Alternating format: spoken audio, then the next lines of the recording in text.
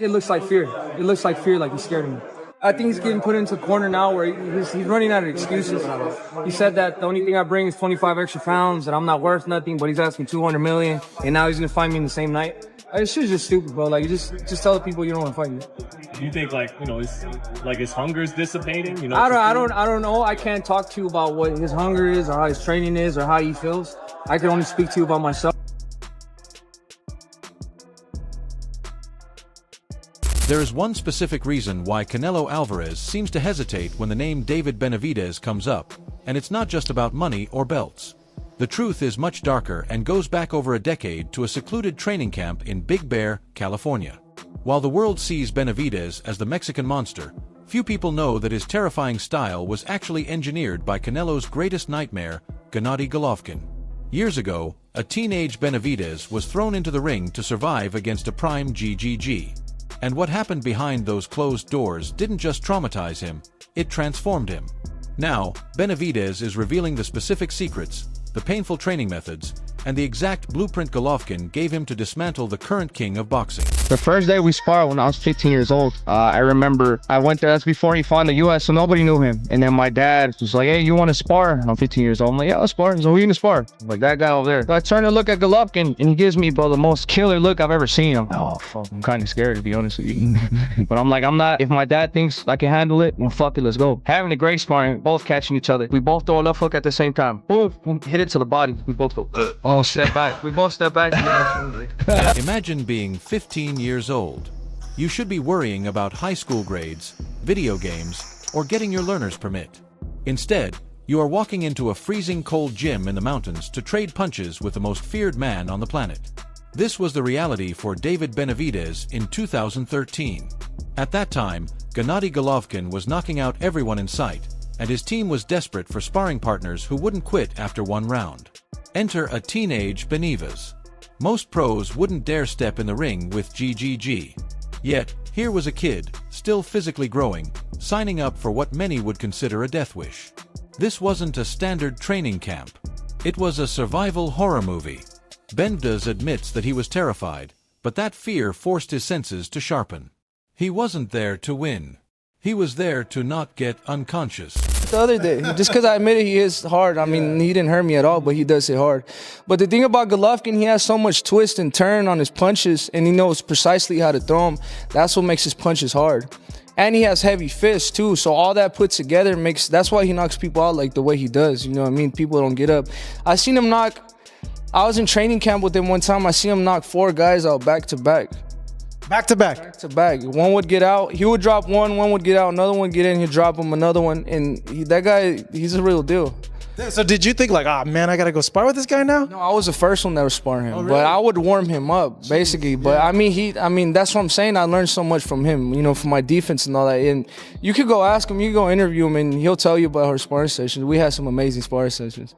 Yeah. That's crazy work right there. Yeah. I mean, that just molded me, you know, because I didn't have a big amateur career, but I feel like I didn't have any of the bad habits of the amateurs.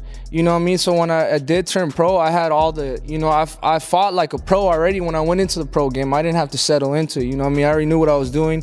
I knew what to go for, you know, and I knew what, I didn't make any bad, I didn't have any bad habits in the ring, basically, so I just continue to grow from there. The intensity of these sessions is hard to comprehend until you hear the specific stories Benavidez tells.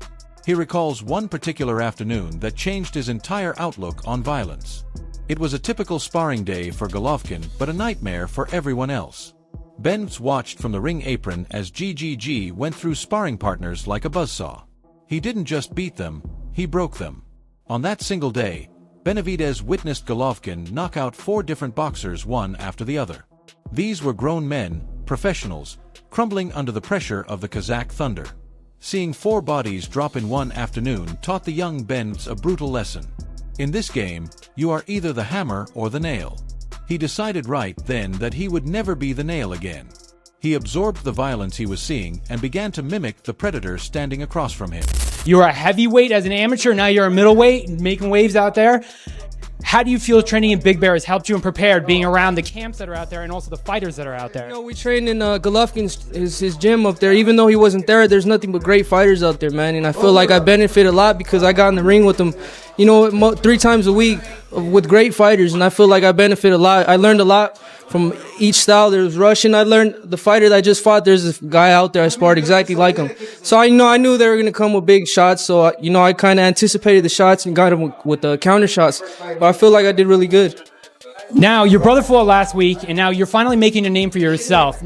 Typically, when they bring up the Benavidez family, of course, they go to Jose first. Now you're becoming somewhat of a gym legend. People have heard the rumors about what happened with Gabriel Rosado and you sparring with Golovkin. You kind of touched on it before, but kind of elaborate a little bit more. How do you feel that sparring with them has prepared you at such a young age to be a professional fighter and rise up to the rankings? It really, the first thing when you get in the ring, the first thing you feel is power. And I've sparred with these guys since I was a little kid, so I think I've got prepared to the power to the point where it's not really real power, but you still have to be cautious. You don't want to get caught, but I've seen way more power than anybody that I must get in the ring with. But it's preparing me for what's coming next in the future. Surviving the sparring was one thing, but Benavidez was also watching GGG's strange, almost secretive preparation rituals. He noticed that Golovkin possessed an unnatural kind of heavy power, the kind where a jab feels like a brick hitting your forehead. Benavidez realized this wasn't just genetics, it was engineering. He observed GGG doing a peculiar exercise with a kettlebell every single day. Golovkin would hold a heavy kettlebell by the handle and rotate it slowly on its flat side, twisting his wrist back and forth until his forearms were screaming. It looked simple, but it was grueling. Ben stole this technique immediately. He realized that by strengthening the tendons in the wrist and forearm, he could turn his fist into a solid, unyielding object.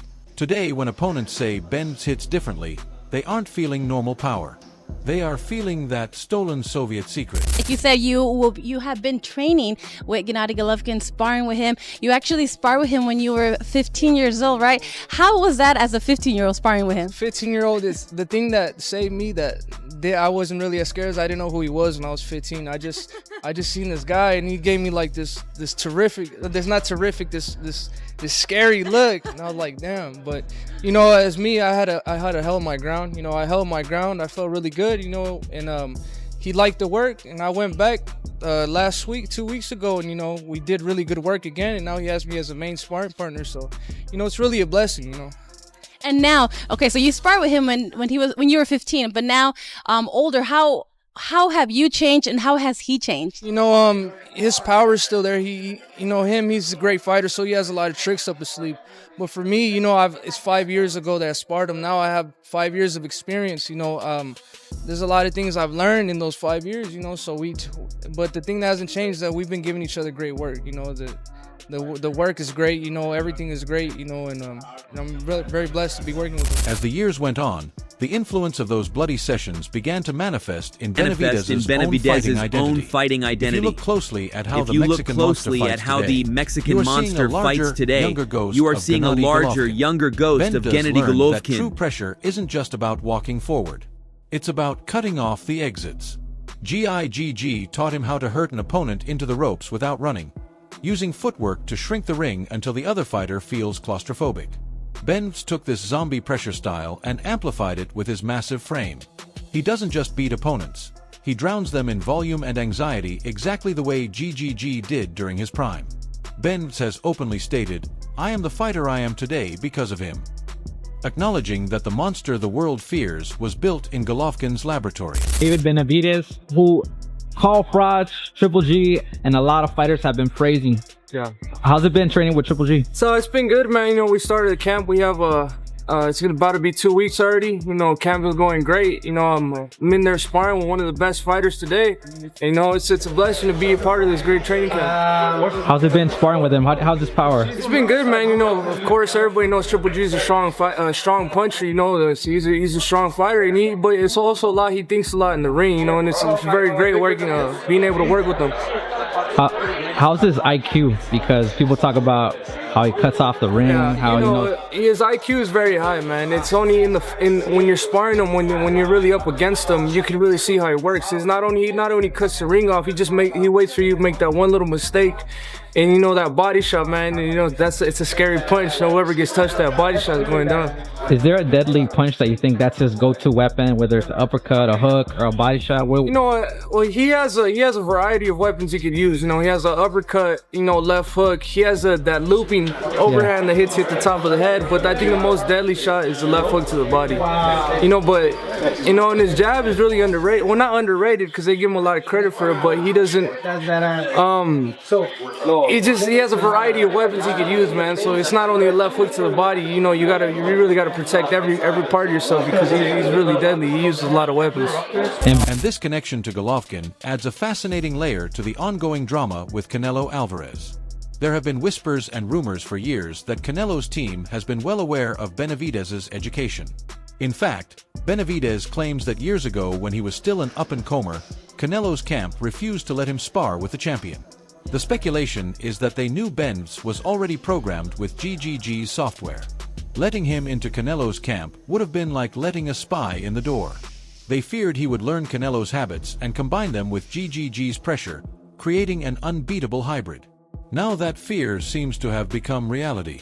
Canelo looks at Benavidez and doesn't just see a challenger. He sees the one style that gave him the hardest nights of his life repackaged in a younger, hungrier body.